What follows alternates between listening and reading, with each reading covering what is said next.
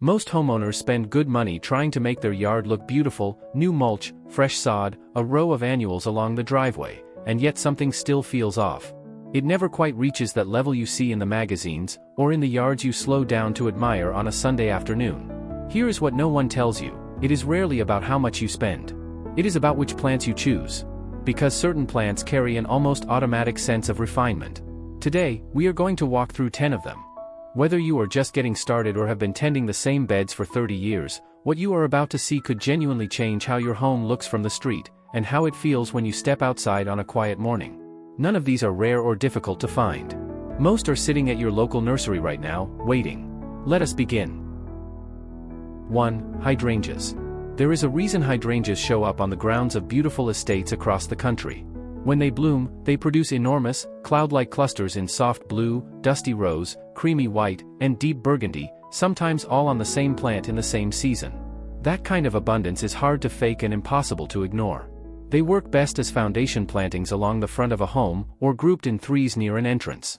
Give them enough space, do not crowd them. A hydrangea with room to breathe blooms outward in a way that looks almost sculptural.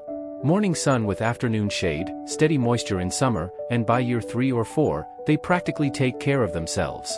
Here is the detail most people miss: the flower color on certain varieties is actually controlled by your soil's pH.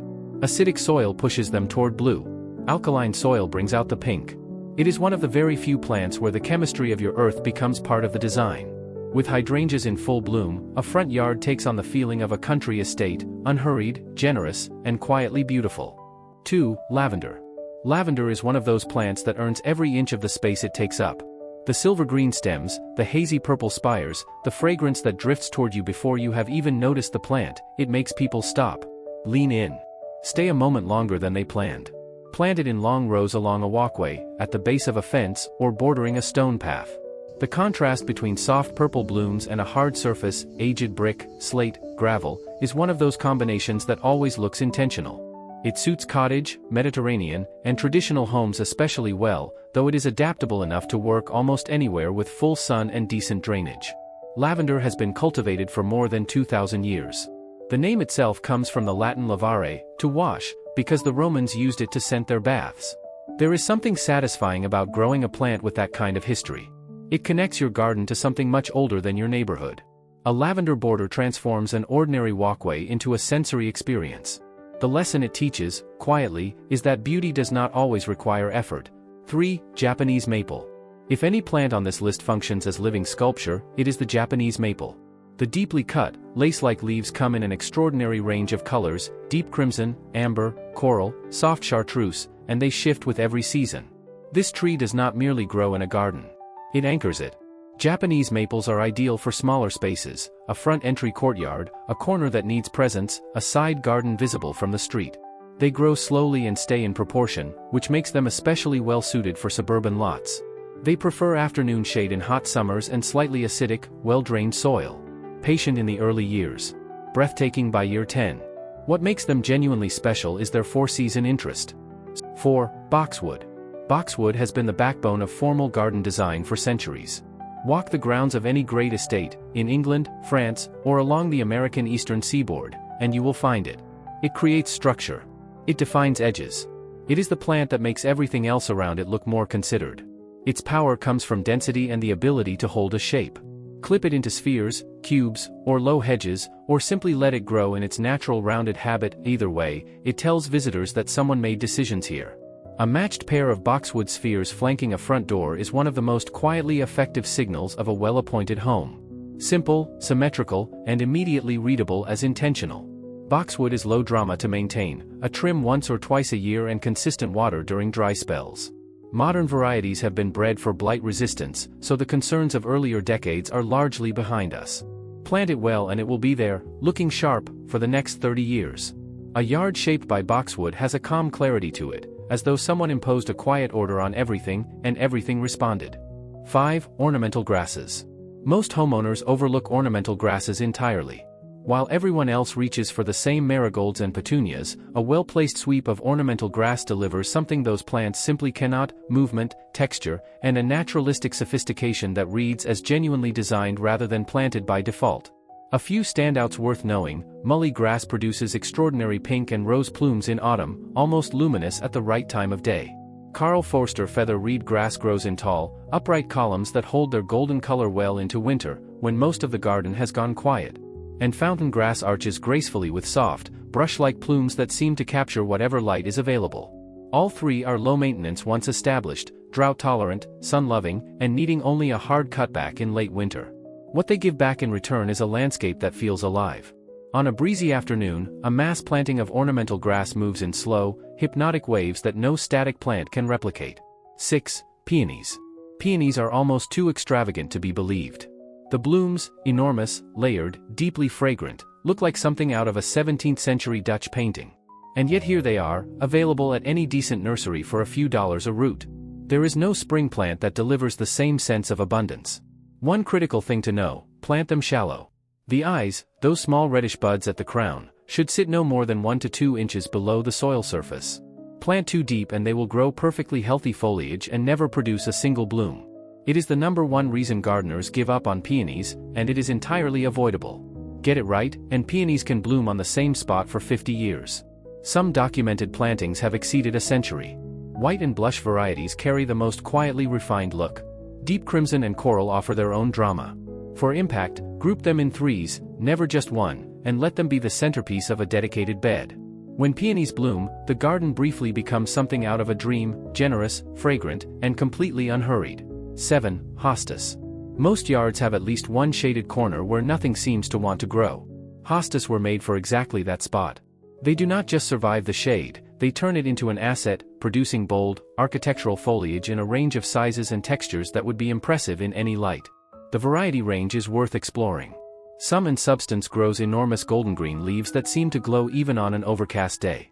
Halcyon offers cool blue-gray foliage with a quiet elegance that pairs beautifully with stone and slate. And Empress Wu, the name suits it, can reach 4 feet tall and 6 feet across. It is less a ground cover and more a statement. They die back completely in winter and return reliably every spring. Beyond occasional division and some deterrence against slugs, which have excellent taste, hostas ask almost nothing. Few plants deliver this level of visual impact for this little effort. A shaded walkway lined with hostas has a lush, cool serenity to it, like stepping into a private garden that happens to be yours. 8. Climbing roses. A climbing rose in full bloom is one of the most visually dramatic things a garden can offer. Growing up a stone wall, arching over a garden gate, or cascading across a weathered fence, it transforms a flat, static surface into something alive and deeply romantic. It is the kind of planting that makes people slow down as they walk past your home. They do require attention, regular pruning, feeding during the growing season, and some early training to guide them where you want them to go. But the payoff is a feature that becomes more beautiful every year. For a classic, refined look, white and blush varieties are particularly effective: New Dawn, Climbing Iceberg, or the legendary Cecile Brunner. Against brick or darker stone, deep red and coral varieties carry their own dramatic weight. One thing that has changed significantly in recent years: modern climbing varieties are now bred for disease resistance and repeat blooming. Earlier climbers often flowered once in June and called it a season. Today's best selections bloom in waves from spring through autumn, which means that dramatic display is not a one-time event. It comes back, again and again, until frost. 9. Olive trees. If you want one plant that quietly announces a sense of European refinement, without saying a word, the olive tree is it. The silver-green foliage, the gnarled and characterful trunk, the way it catches afternoon light, there is an inherent elegance to it that no amount of styling can replicate. It brings a sense of cultivated age to a landscape that most plants simply cannot offer. Olive trees are best suited to zones 8 through 11, much of the south, southwest, and Pacific coast. In colder climates, they grow beautifully in large containers and winter well near a bright indoor window, where their silhouette alone makes them worth having. In the ground, they thrive on neglect, lean soil, full sun, minimal water once established. Overwatering and heavy fertilizing are the only real ways to go wrong. Here is the fact that tends to stop people: some olive trees in the Mediterranean are believed to be over 1,000 years old. Still fruiting. Still beautiful. In your garden, planting one means putting down something that could outlast you by many decades. That kind of permanence, the idea of planting something for the long arc, gives the olive tree a quality nothing from a seasonal sale can match. A yard with an olive tree has a timeless, sun-warmed quality, as though the space exists slightly outside of ordinary time. 10. White gardenias. The gardenia is the most sensory plant on this list. The blooms, creamy white, precise, almost porcelain in their perfection, are beautiful on their own. But the fragrance is what makes it unforgettable. Rich, warm, deeply complex. It is the kind of scent that stops you mid-step, makes you look around, makes you want to stay outside just a little longer.